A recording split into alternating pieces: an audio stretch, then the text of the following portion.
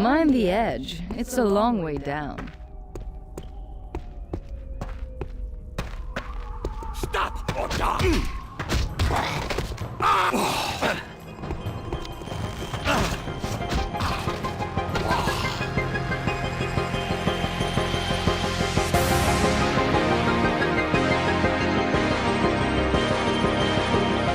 Greetings to everyone and welcome to the first of hopefully many weekly entries in a little segment that I like to call David's Dev Diaries. The objective of these videos is to give you guys an idea of what I'm working on in a more casual way. I'll try to keep the technical talk to a minimum because a lot of what I work on is experimental and the video just wouldn't do it justice. For those people that do want more information, I'll always be leaving some sort of thing in the description so that you can go read about it in more detail. To kick this whole thing off, I actually wanted to talk about something that was very important to me and that I've already been working on for some months over time. And that, of course, is the Dark Messiah of Might and Magic co-op mod. If you're asking yourself, well, what is Dark Messiah? You're looking at it.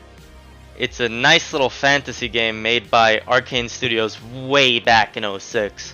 Arcane Studios may sound familiar from games like Dishonored or Prey, but Dark Messiah was amongst the greats, running off the old workhorse that is the Source engine.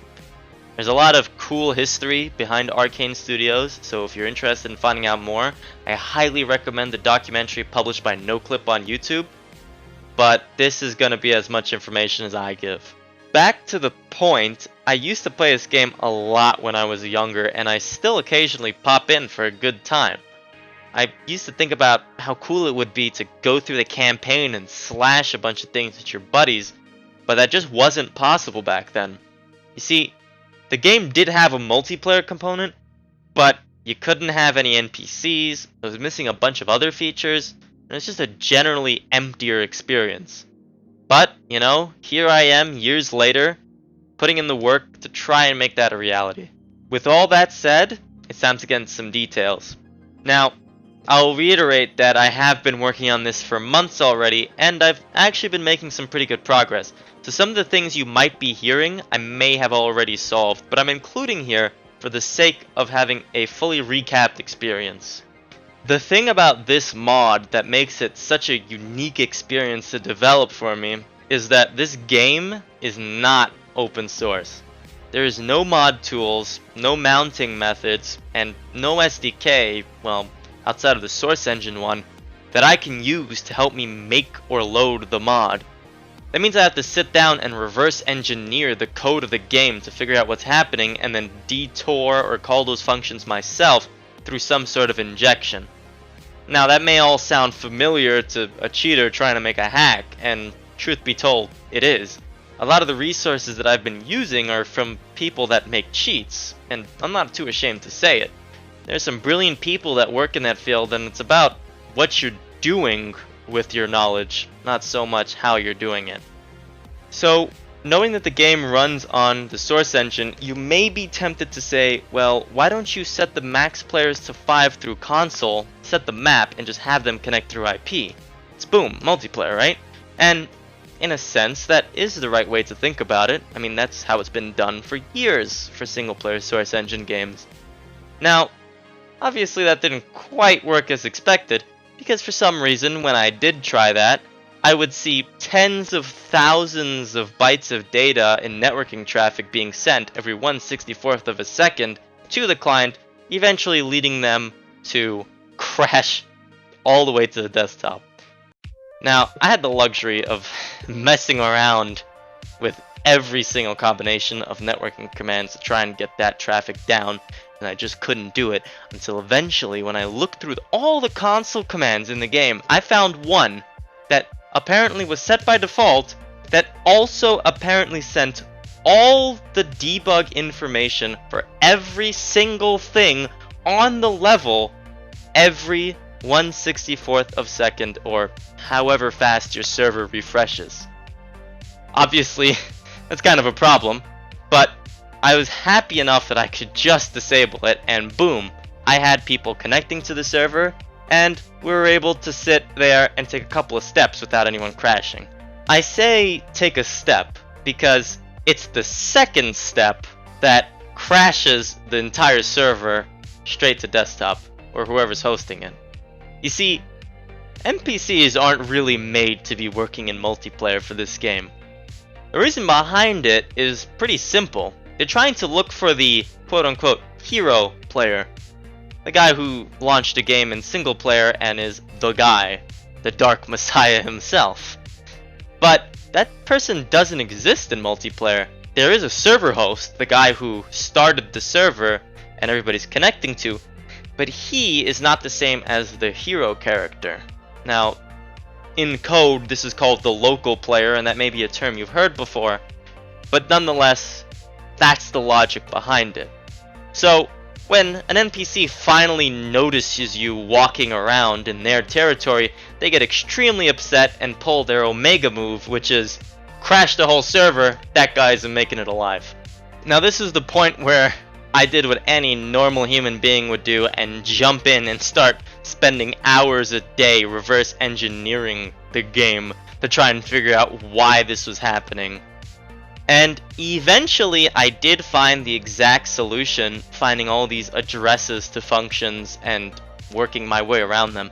That information I'm going to go ahead and leave for the knockout thread that I have linked in the Discord if you'd like more information on the more technical side of things. But just to summarize, I basically took a function that would be asking for the local player and instead gave it the first player that existed on the server. It's a band-aid fix because obviously if there's 3 people on the server, it's going to prioritize whoever connected first, but it's much better than crashing, right? With that function patched, I went back into the game and tried my hand at the NPCs again. This time I actually managed to get to them and, sword ready, about to fight, and right when he's about to swing his sword, boom, crashes the desktop. Going back in the code, I was able to find out that it's because of a similar reason, thankfully. Looking for a local player doesn't exist, so I could use the same detour method I'd done before. The only problem was that this was in a different address, which I did eventually find, along with the entire thread for all the AI, which is going to be useful. But for now, NPCs work great.